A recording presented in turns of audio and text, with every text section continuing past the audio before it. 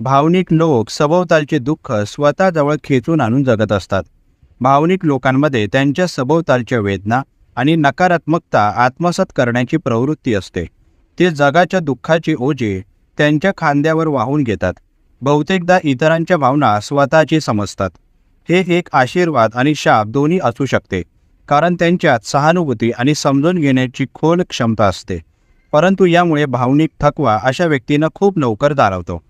नकारात्मक ऊर्जेचा सतत प्रवाह त्यांच्या अंतःकरणावर आणि मनावर खूप भार टाकू शकतो, ज्यामुळे त्यांना दडपल्यासारखे वाटू शकते.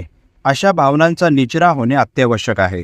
भावनिक लोकांसाठी स्वतःची काळजी घेणे आणि त्यांच्या स्वतःच्या भावनिक कल्याणाचे रक्षण करण्यासाठी काही मर्यादा आखणे महत्त्वाचे आहे. ते सहन करत असलेल्या वेदना सोडण्यास शिकून आणि स्वतःकडे लक्ष केंद्रित करून त्यांना त्यांच्या जीवनात शांतता आणि संतुलनाची भावना मिळू शकते.